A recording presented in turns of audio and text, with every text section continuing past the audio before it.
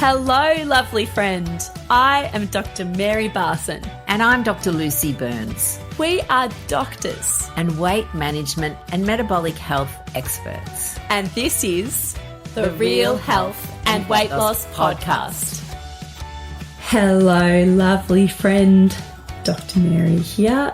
Very excited to be with you today. And I am joined by my fabulous, gorgeous, lovely, blonde colleague, Dr. Lucy. Hello, lovely one. How are you? I'm good, thanks, Dr. Mary. I'm really, really good. Had a wonderful week, and again, looking forward to a cracker of a week this week. So yeah, thank you. Wonderful. Today we're talking about one of my favourite topics, something that I've been doing for years and find so extremely helpful. It's journaling. Indeed. We're big fans of the tool, the wonderful tool for change, both mindset change and flow-on physiological change that is the Humble Journal.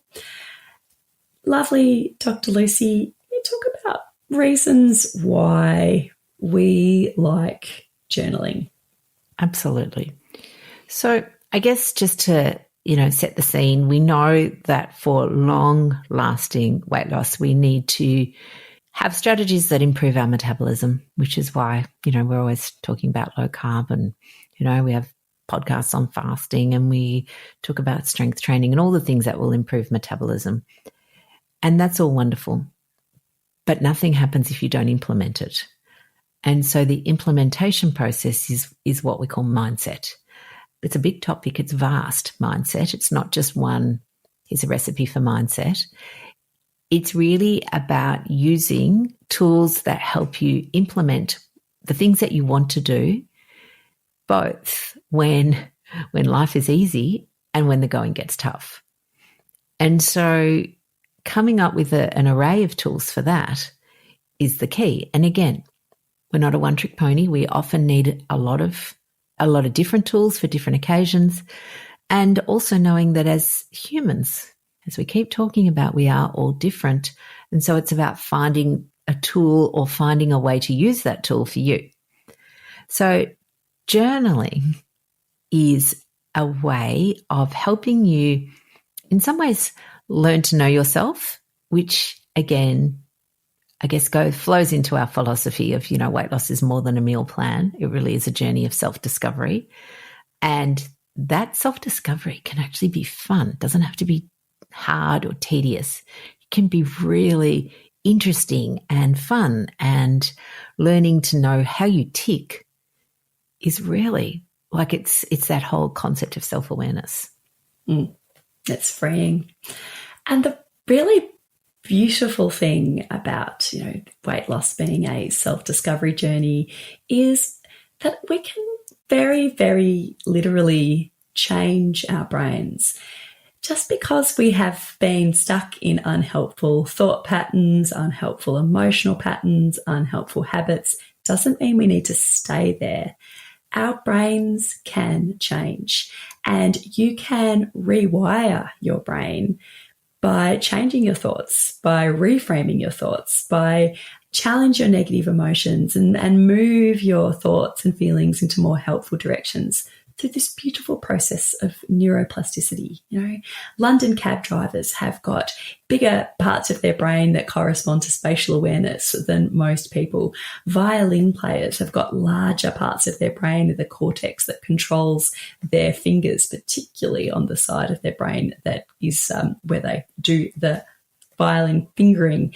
And we can also change our brain and remodel. We can strengthen the connections between the neurons that form our helpful thoughts, and we can weaken and let go of the neurons and those connections that keep us in unhelpful thought patterns. So neuroplasticity is your friend and ally, and journaling is a really helpful tool to empower that beautiful neuroplasticity. Absolutely. Absolutely. So, at its heart, a thought is just a connection between two nerve cells in your brain. Like it's it. So 2 nerve cells have connected. If they connect a lot, then that connection's quite deep. And if they've just connected, then the connection is quite fine. And so I'll often refer to them as, the first thought you've ever had. If you first hear something, you first think it. It's like this little fine bit of just gossamer, really, really delicate thread. If you've thought that thought a lot, it's gone back up and down, back up and down, back up and down. It's like tensile steel. It's quite strong. It's easy. It's just there. It becomes a more permanent fixture. But just because it's permanent doesn't mean it's helpful. And so what we want to do is spend some time cultivating, because again, we're the boss of us. We can choose what thoughts we want. We can choose the way we want to think. We can choose how we want to behave, but it takes some practice, because imagining you've got this first thought, your first thought might be, I can't do it, because maybe that's what you've always thought. But what if the first thought becomes, what if I could do it? And so you've got this little bit of gossamer there of, what if I could do it? And it's just fine, like a bit of, fairy floss. And then you keep saying, but what if I could do it? What if I could do it? And then that just becomes, I could do it. And then that becomes your tensile steel. That becomes your default for just about everything. I could do that. Mm-hmm. It comes to the point where I do that. It's part of your identity. It gets so strong. I do that. That is me. Yeah, absolutely. And we have this happening all the time in ways that can either be helpful to us or unhelpful to us. And that's what we want to do, is we get to choose, so we can cultivate the helpful one. And by cultivating, I mean it takes practice. It doesn't happen overnight. We'd all love it to happen overnight. Wouldn't you love to happen overnight, where you can just wake up with all the positive thoughts, the mindset that is going to help you for the rest of your life? But, we're a bit more complicated than that. But it's practice. As you mentioned, the violin player's brain in the violin playing section is big because they've practiced it. It's not the other way around. It's not big and so therefore they're a good violin player. It's the other way around. The behavior changes the brain. And then again, the identity is, I've just invented a violin player. If you're a professional violin player, as part of your identity is that you need to practice. And, I don't know what they practice, maybe 2 hours a day, probably more. But that's your identity, so that's what you do. Because you're a violin player, you practice. If your brain says, I can't play the violin, well, you're not going to practice because you've already decided you can't play it. Yes. We have so much control over our destiny and control over particularly our health and the healthful choices we make, because we own everything that happens inside our heads. It is all ours. Nobody else owns it. And you get to decide how you respond to situations. You get to decide how you frame your thoughts about situations. You can change the way that you respond to situations. You get to decide. It's all you. And a beautiful tool in helping you develop these skills, to help you develop the skills to reframe your thoughts, to challenge your unhelpful thoughts, to encourage the more helpful thoughts, to change the way you think about yourself, to change your self-talk, to increase your self-kindness, your self-compassion, to improve your motivation. A great tool is the humble old journal. Absolutely. And from an anatomical level, it makes sense, because when you write, you have to have a thought. And then what you do, that thought then goes, so that's the connection between two nerves, that thought then goes via your, essentially, down your arm into your hand, so via your motor cortex, so that you can write out that thought. And then most of us will read what we've written. So it then goes back into your brain via, the optic section at the back of your brain. So it's reinforced in multiple ways. It makes so much sense, doesn't it? It does. So we use journaling a lot as a tool in our Momentum membership with our beautiful, beautiful members in our Hottie Club. We call them Healthy on the Inside. It's gorgeous women in our Hottie Club. We use journaling a lot. and I'm an avid journaler. Lucy, you like journaling. Perhaps we could just it's a big topic. Journaling's a huge topic. Like, you could take this podcast anywhere. We could talk about this for 10 days if we wanted to. But let's keep it to 3.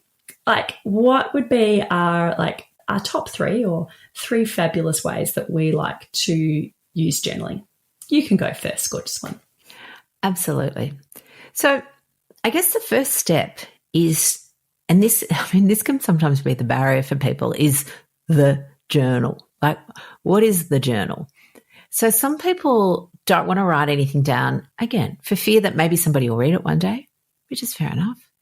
So for me, I don't have a fancy journal. I have a piece of paper and it'll be whatever I find. Other people will find that they don't want to ruin the journal. So the perfectionism stops them starting because, what if it's not right? And other people love, like you, Mez, I think you love a fancy journal. Not in a perfectionistic way at all. But yes, I love a nice journal. The paper is nice and it feels good and I get drawn to it. I do. Yeah. But I know people who just like to write on a scrapbook from the supermarket, and then they do literally like to burn it after they've written it. Like, there is no, wherever you're at, embrace wherever you're at. It doesn't need to be perfect. It can't be perfect. And you can have a super fancy journal with, fountain ink pens, if that is your thing. You could have an exercise book from the supermarket, or you could have a scrap piece of paper that you destroy afterwards. Scrap pieces of paper that you don't destroy afterwards. Just anything. Pen, paper, pencil, paper. That's what you need. Absolutely. And I know some people use electronic journals these days with technology, but I still think there is something in our brain about the writing. So if you have the ability to write, again, not everyone does for various reasons, but if you have the ability to write, personally, I think that is the way to get the maximal effect. But the other thing also that stops people starting is that they think they have to do it every day. And you don't. You're the boss of you. You can do it whenever you want. Okay, if you only want to do it once a month, do that. If you only want to do it once a year, do that. Something is better than nothing. You may find that you start to enjoy it and you get into the habit of cultivating a daily practice. But again, don't let that stop you start. Yes. How's that for a sentence? You don't want to stop starting. I like it. Yeah. So that's just, I think, some parameters to start off with. And then what we'll do is maybe, 3 types, I guess, of things you might want to write about or consider journaling about. Mez, you go first. So I've got a regular journaling practice, and I also use journaling in times of more sort of heated crisis when I'm got some emotional suffering. I will then sort of turn to journaling ad hoc in those as well. So for a regular journaling practice, and you don't have to do this regularly if you don't want to, a really lovely, lovely way to use the journal is this journal prompt, 3 wins, 3 daily wins or weekly wins, or just 3 wins. What you do is, any time of day that suits you, think about that day or the day before and write down 3 things that you did well or 3 things that went well. It's like gratitude, but it's not quite the same. I'm not saying the things that you have to be grateful for. You're just writing down things that you did well. 3 wins. And this is a beautiful and I think extremely important nuance here, that you can even journal about your potential failings or things that didn't go so well as a win if you can find the learning point. So you can say, 3 good things that I did today. I had a lovely breakfast with my family. That was lovely. I went for that walk, which was great. I meant to do a 24-hour fast, but I didn't. I was helping out at the school canteen and I ate 6 donuts. And now I have learnt from this with compassion and kindness that perhaps for me personally, fasting on the days where there's all this processed food around isn't super helpful for me. And so this is a fictional event, but I have taken the failing, the perceived failing, the thing that might be full of really unpleasant thoughts that, my inner critic could be screaming at me for being such a loser, such a failure, for doing this thing, but viewing it with compassion, viewing it with kindness. I look for the learning. And so with the 3 daily wins, you either win or you learn, and learning is winning. You can't fail. It's a beautiful thing to do each day. Absolutely. I love that. Learning from your failures, inverted commas, you've embraced the SLC framework that we spend a lot of time teaching, which is really that self-reflection, learning, and you do it with compassion. Because for so many people, when they make what they perceive to be a mistake, rather than learning from it, we just pretend it didn't happen. And you see it again. Facebook groups are great for this. Oh, don't worry about it. Tomorrow's another day.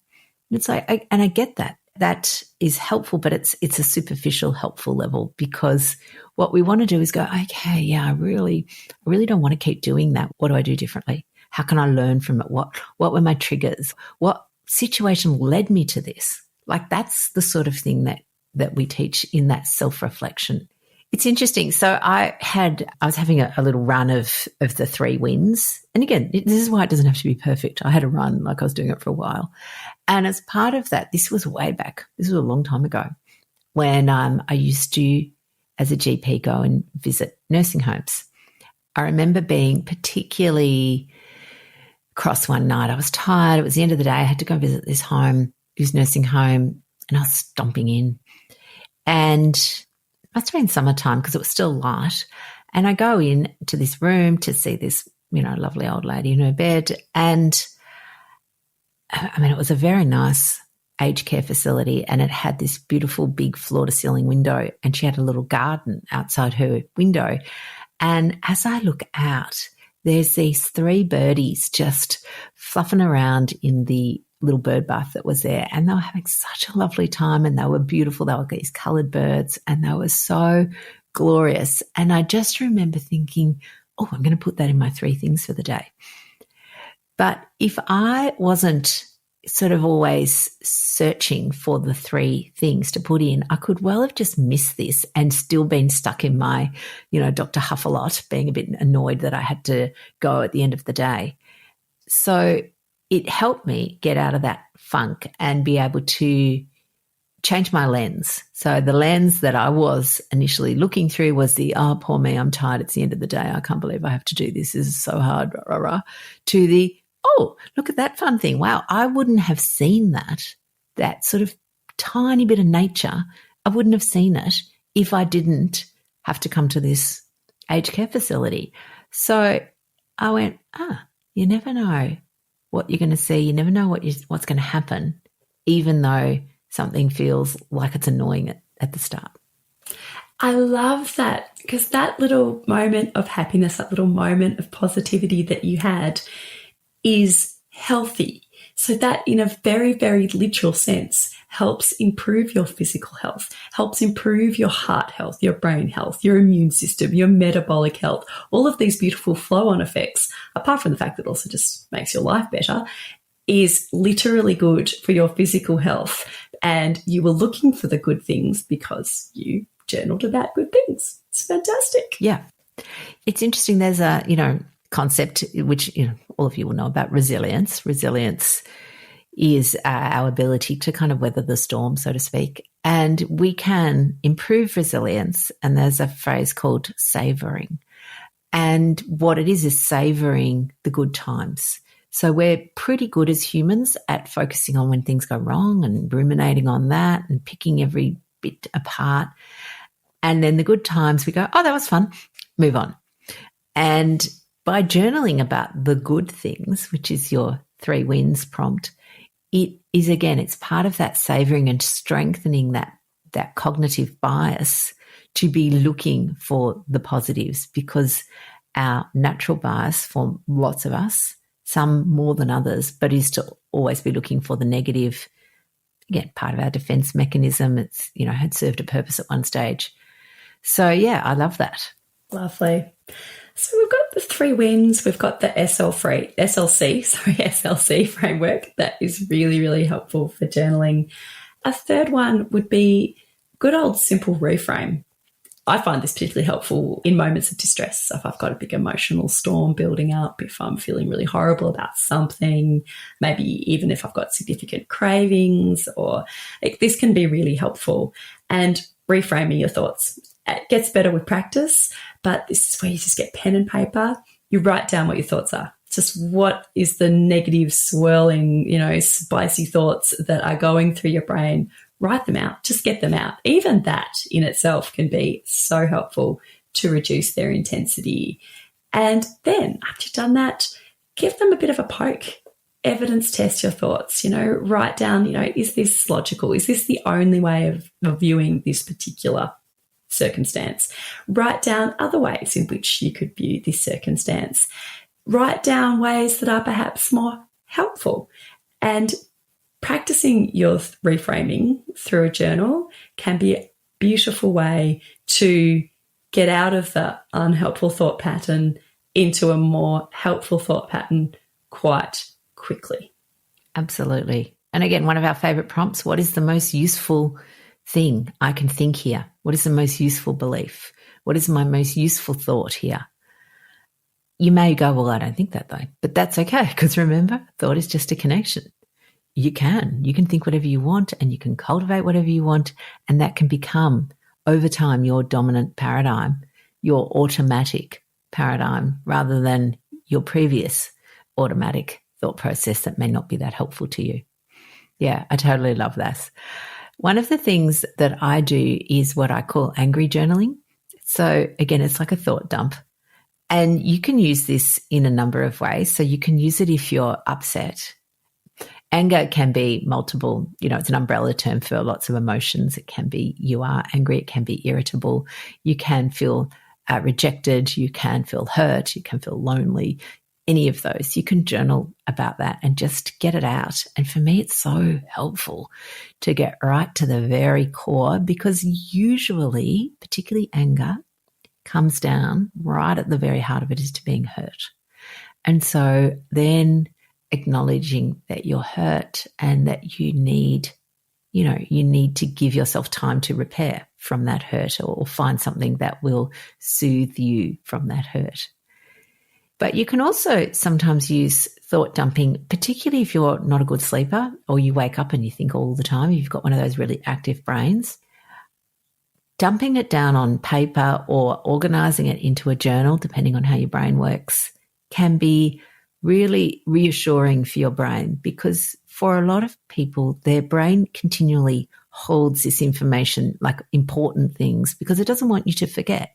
So it's constantly there. It's like it's in the front of your mind all the time, blah, blah, blah. If it's written down, you can actually say to it, it's all right, brain, we've written it down. We're not going to forget. It's okay. You can stand down. Let's rest. And it'll go, oh, okay, thank you. So, yeah, so many useful things that you can do. I mean, the great thing about journaling, it's free. All you need is a pen and some paper. So maybe it'll cost you $2. It's not expensive. A tool that is so useful, that takes up very little time. The rewards are so immense, like it's almost a no-brainer. That's it. So go off and imperfectly journal, beautiful people. Your brain and body will definitely thank you. Indeed, indeed. All right, gorgeous ones. See you all next week. Bye for now. Bye. Are you sick of being tired, bloated, dealing with cravings, and just feeling blah? Yes, blah is a medical word. Well, not really, but it's the thing that Dr. Mary and I hear all the time. And our job as doctors is to help you get healthy. We want you to be energized, vibrant, and feel full of life. So we've created a new program. It's called From Blah to Huzzah. It's a 5-day reset. It's completely free. We'd love for you to join us. It's starting soon, and we'll link it in the show notes. Otherwise, go to our website, you know the deal, rlmedicine.com. The information shared on the Real Health and Weight Loss podcast, including show notes and links, provides general information only. It is not a substitute, nor is it intended to provide individualised medical advice, diagnosis, or treatment, nor can it be construed as such. Please consult your doctor for any medical concerns.